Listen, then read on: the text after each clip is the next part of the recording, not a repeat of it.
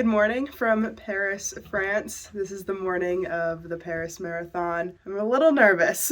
So I'm in the hotel room about to go down to the starting line and I'm gonna take you guys through the whole experience. I have my GoPro. I'm gonna let you know how the whole race goes. I'll see you down there.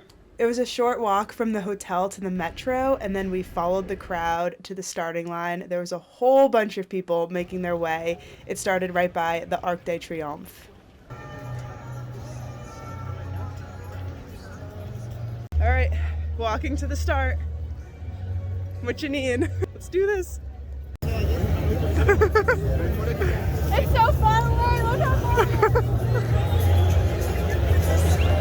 far We made our way to our time slot, got pumped up with thousands of our closest friends, and patiently waited for our time to start running. Starting to walk to the starting line. We start running in a couple minutes.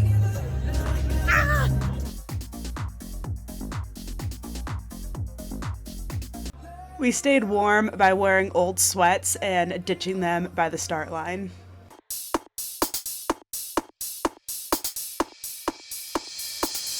Get wild, get wild, get wild, get wild, get wild.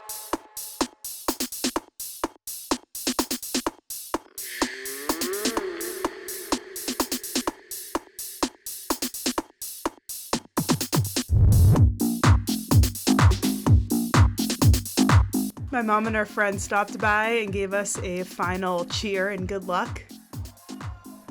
And before we knew it, we were crossing the starting line.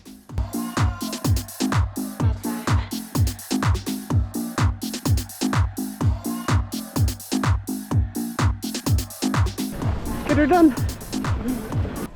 The beginning of the marathon was obviously the easiest. The first kilometer came pretty quick. It was also really scenic. We were running down this avenue. I cannot pronounce it, but it was really fun. 1 mile. And did I mention I did not train for this marathon at all? I ran a marathon in both 2017 and 18, but since then, the longest I've ran was only 6 miles. But at least I was feeling positive. This is the first refreshment station. It was about 4.3 miles in. I was so thirsty when I got to this point, and I was really happy they gave us good-sized bottles of water.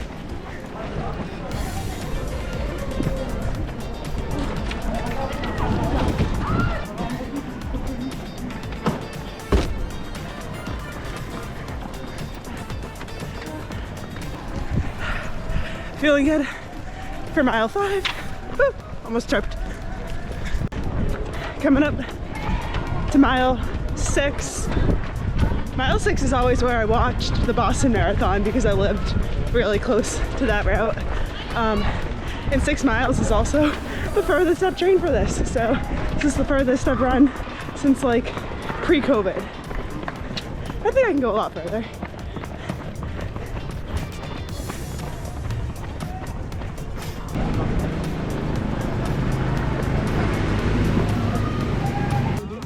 These hydration stations were every 5 kilometers, and one piece of advice I got before the marathon was to have something to drink at every single one, and I stuck to that. This is halfway. Semi.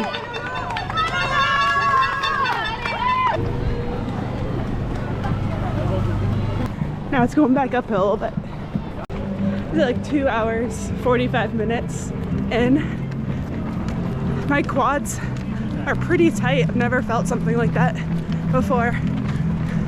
But still going, 15 miles in.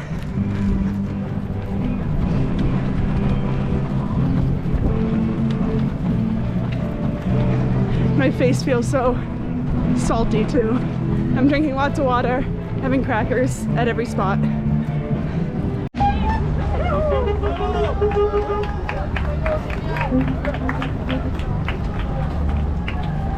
This is the section of the marathon I was looking forward to the most. Between the miles of around 16 and 20, we were running along the Seine River, which was absolutely gorgeous. I was looking at the boats, we were going under bridges, through tunnels, and it was just a huge morale boost at the time. I don't know what was wrong with my camera at this point, but I was trying to show in the tunnel. They kind of turned it into a nightclub, and they had lights and a DJ, and it was like a little party down there.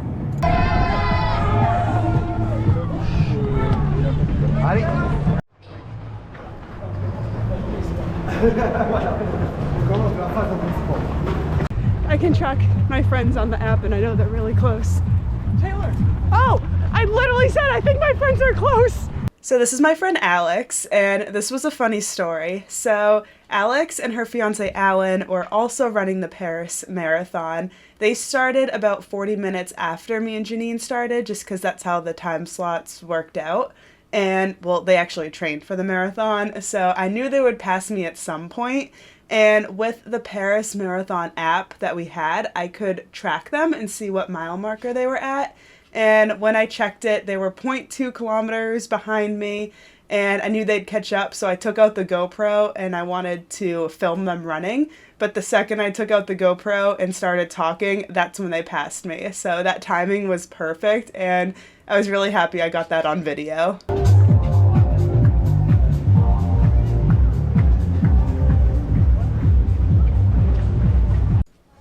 I exited one of the tunnels and got my first glimpse of the Eiffel Tower during the race.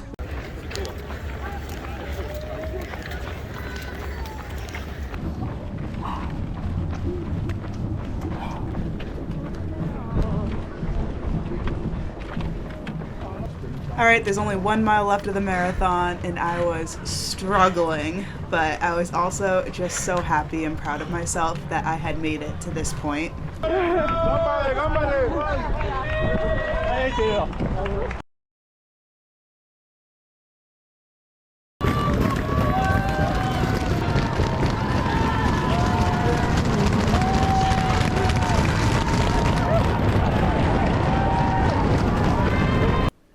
And this is the finish line. I made it. Bravo.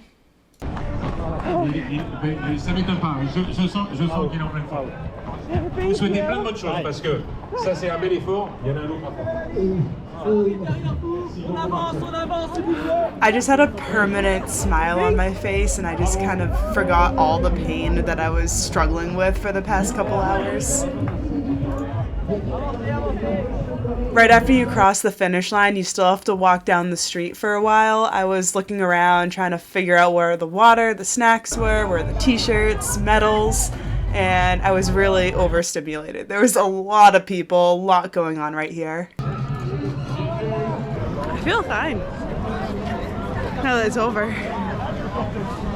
Look at a t-shirt.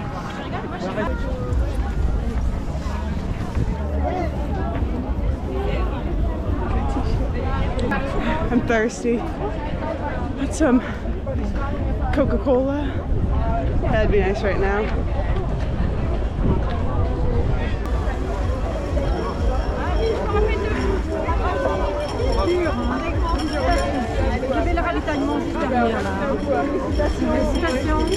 Merci.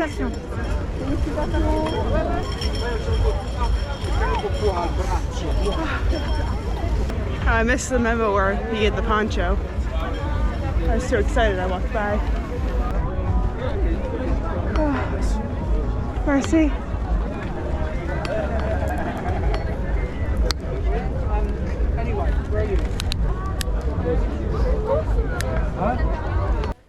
Now I'll take a second and wrap up the marathon and tell you about my experience running it with no training, which I do not recommend.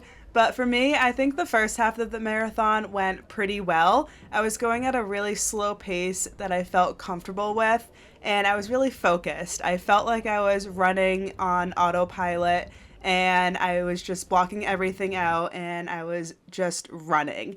It was about halfway through that I felt like my quads started to hurt, and I had a little pain in my knee that lasted for a couple miles but then went away. When I got to the high teens, that's when the pain really started to hurt. My quads were absolutely burning and were so uncomfortable. And also, I started to have a lot of pain in my lower back. I don't know where that came from. It could have been posture. It could have been me wearing my running vest and having that weight hit in a weird spot. Around mile 21 to 25, I was walking, jogging on and off, and I allowed myself to have a little break. I wasn't trying to get a really good time. I was just trying to enjoy the experience. So I allowed myself that time to walk. And the last mile, I ended up running. There was a guy named Fabio that was also running the marathon, and he was so nice. He was really encouraging me. He kept saying, "Let's go, Taylor, keep running." And that last mile of the marathon was awesome thanks to him.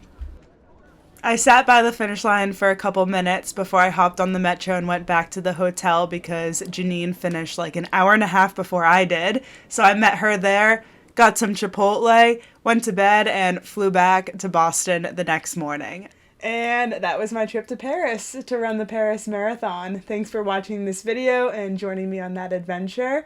And I will see you in the next one. Au revoir.